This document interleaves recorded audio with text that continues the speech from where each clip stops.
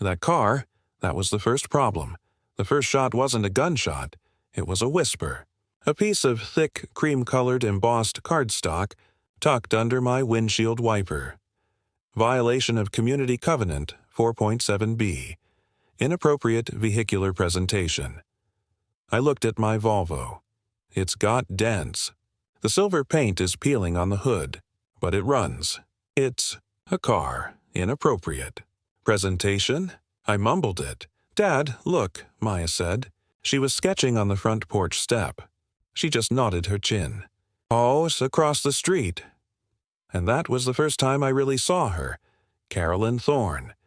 She was standing in her window, this giant white colonial that looked like a mini White House, holding a teacup, just staring, no wave, no smile, just observation. Carolyn Thorne was the unelected queen of Willow Creek. Her family had basically founded the place. She was the permanent president of the HOA, and she ran it less like a neighborhood and more like a fortress. I'd met her at the mandatory new resident welcome meeting. The room smelled like lemon polish and weak coffee. Carolyn was at the podium, not as a neighbor, but as a general. She talked about standards, about heritage, about maintaining the character. But when her eyes passed over me, there was this cold, quick calculation. I wasn't a new neighbor. I was an unvetted variable, and she hated variables. A few days later, the attacks started. They weren't loud. They were precise. Her landscaping crew, it was always her crew, would accidentally blow all the grass. Clippings and leaves from her perfect lawn right onto my driveway, every single time. Then the second notice came. This one was about Maya's wind chimes. My kid's an artist. She'd made them out of old sea glass and bits of metal. They made this tiny, soft sound like whispers. Violation 9.2c.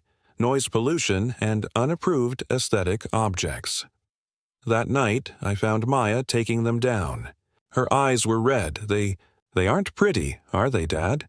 My heart just cracked.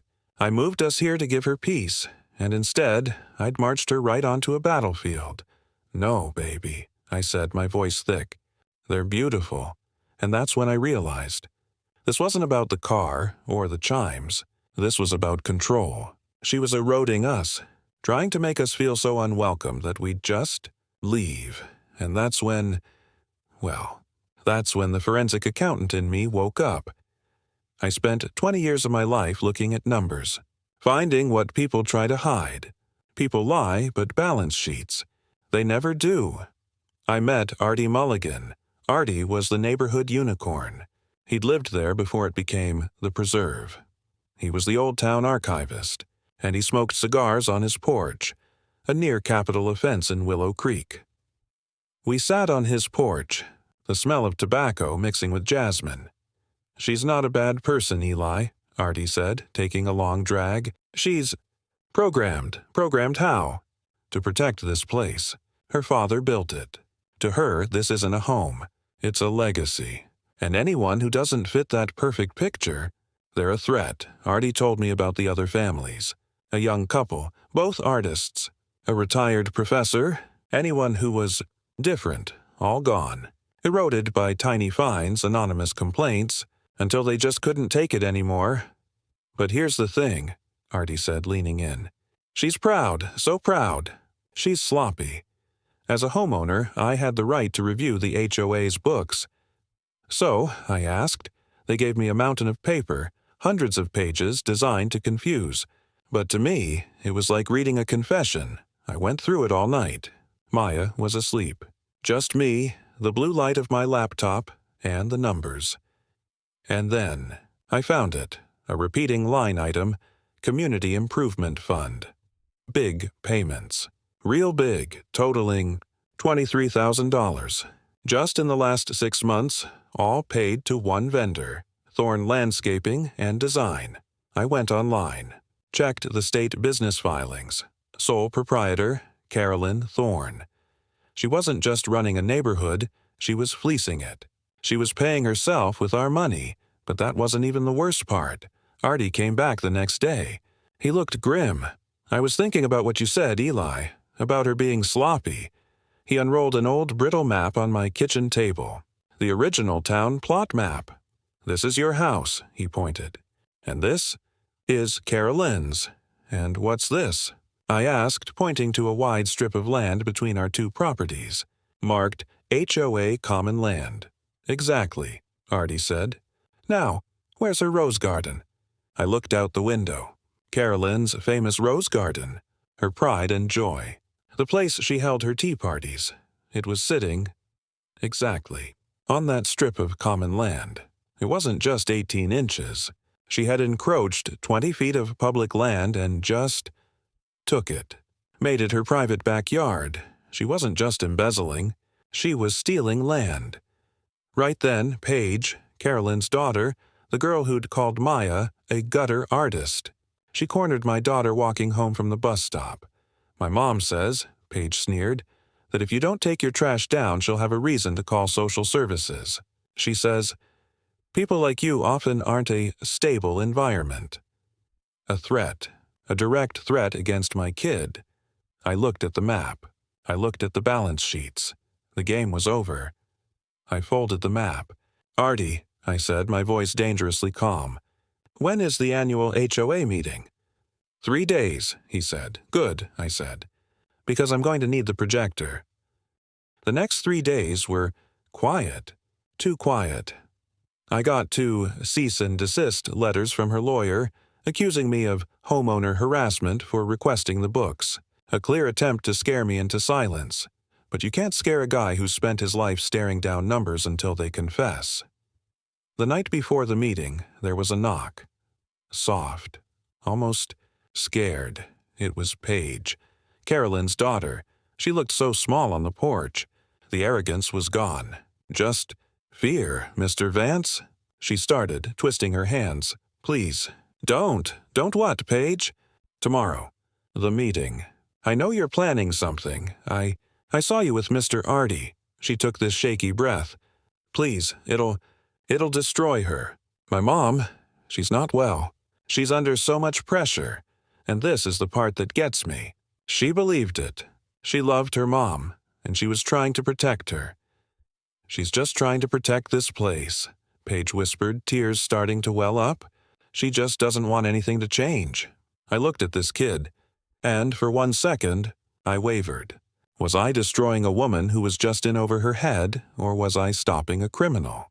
That line, it's blurrier than you think.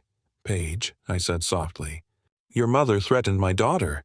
She threatened to call social services. This has gone too far. She didn't mean it," she cried. She gets angry. "Please, Mr. Vance." I shook my head. "I'm sorry, Paige, but people deserve to know the truth." She looked at me. And the look she gave me. It wasn't hate. It was pity. Like I was the one who didn't get it. She turned and walked away. "You're going to regret this." The annual meeting. The community hall was packed. Smelled like lemon polish and entitlement. Carolyn was on stage. She looked radiant in a cream-colored suit. She was talking about excellence, about property values, about upholding the standards that made Willow Creek special. She was an artist. People were nodding.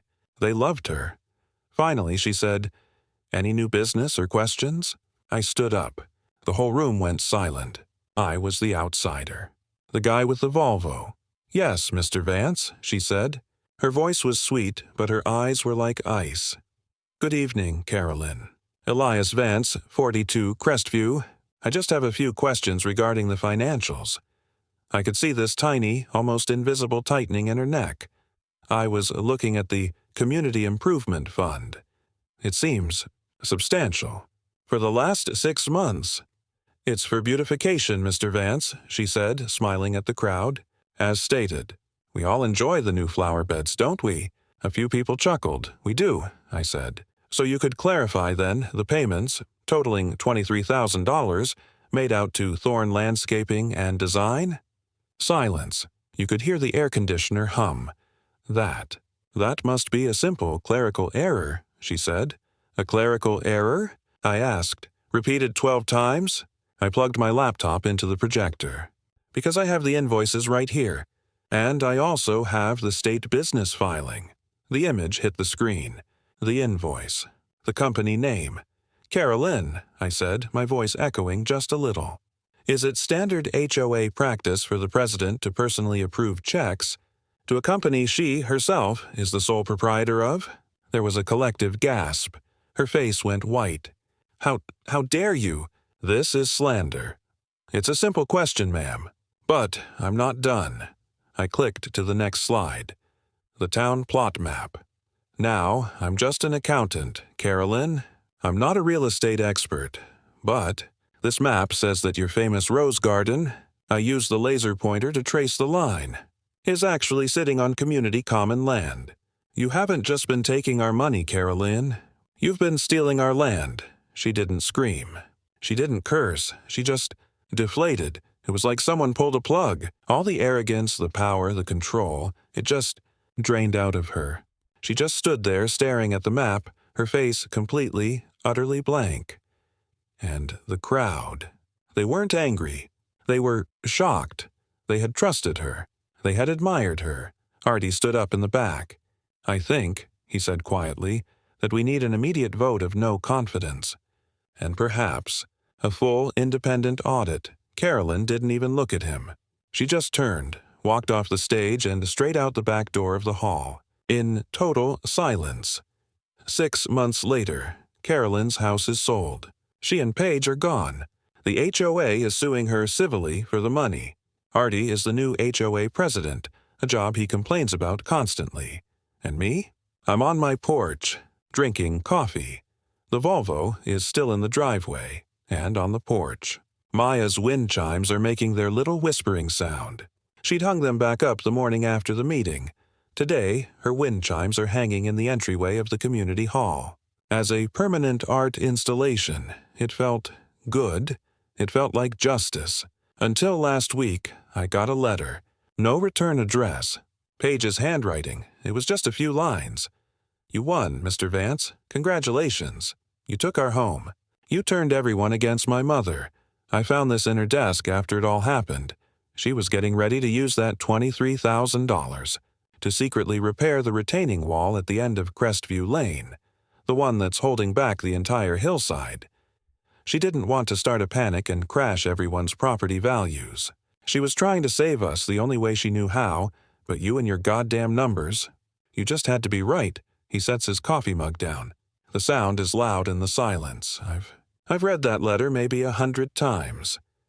Yesterday, I took a walk to the end of Crestview, to the retaining wall, and for the first time, I really looked at it, and I saw it. A crack, a tiny hairline crack running from the top, all the way to the bottom. He sighs. It's a deep, heavy sound. Was she? Was she really trying to save us? Or is this just one last lie from a broken kid? I'm an accountant. I like black and white, but I'm staring at that crack, and everything I see is just gray. Honestly don't know